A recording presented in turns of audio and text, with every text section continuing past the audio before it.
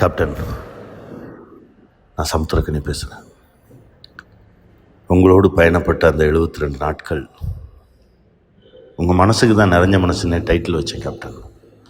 அந்த 72 நாட்கள் உங்களோடு இருந்தது ஒரு மாபெரும் சக்தியோடு இருந்த மாதிரி இருக்குது. இன்றைக்கும் பசுமையான நினைவுகளாக என் மனசுக்குள்ளே இருக்குது கேப்டன். இன்றைக்கி நீங்கள் இல்லைன்னு சொல்கிறாங்க, என் மனசு நம்ப மறுக்குது. என்னுடைய கேப்டன் இந்த பிரபஞ்சம் முழுவதும் விரவி இருப்பார்.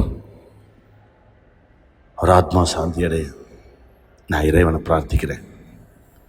எங்களுக்குள்ளே நீங்கள் இருக்கீங்க கேப்டன். உங்களுடைய நல்ல எண்ணம், இந்த சமூகத்தின் மீது நீங்கள் வச்சுருந்த பார்வை, இது எல்லாமே எனக்கு தெரியும். அதை நாங்களும் முன்னெடுக்கிறோம் கேப்டன்.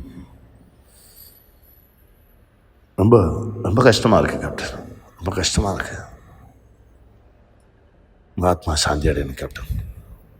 எந்த செய்தியை கேட்கக்கூடாதோ அதை நான் காலையில் கேள்விப்பட்டேன்.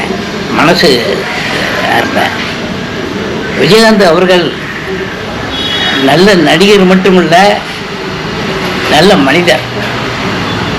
நான் அவர் கூட நிறையா படம் ஆக்ட் பண்ணியிருக்கேன். நல்ல இனிமையாக பழகுவார். என்கிட்ட மட்டும் இல்லை, டெக்னீஷியன் முதற்கொண்டு அவ்வளோ அழகாக பழகுவார். சாப்பிடும்போது கூட ஒரே சமத்துவமாக எல்லோரும் பார்ப்பார். அவர் இருக்கும்போது மிகப்பெரிய நல்ல காரியம் என்ன பண்ணார்னா, நடிகர் சங்க கடன் அவ்வளவு இருந்தது. அதை பூரா அடைத்து விட்டு மறுபடியும் திருப்பி நல்ல முறையில் கொடுத்தார். அதுக்கப்புறம் கலைஞருக்கு தங்கப்பேனா அது இது பெரிய விழாக்கள்லாம் வச்சு இது பண்ணார். அவர் கலைஞரோட விசுவாசி. இப்படி பல நன்மைகள் எல்லாருக்கும் செஞ்சுருக்காரு. அது சினிமாவில் சொல்ல போனோமா டெக்னீஷியன் பூரா விஜயகாந்த் படம்னா ஒரு பூச்சியாக இருப்பாங்க. அவ்வளோ அவர் இன்னைக்கு இறந்துட்டாங்க தான் ரொம்ப வருத்தமாக இருக்குது.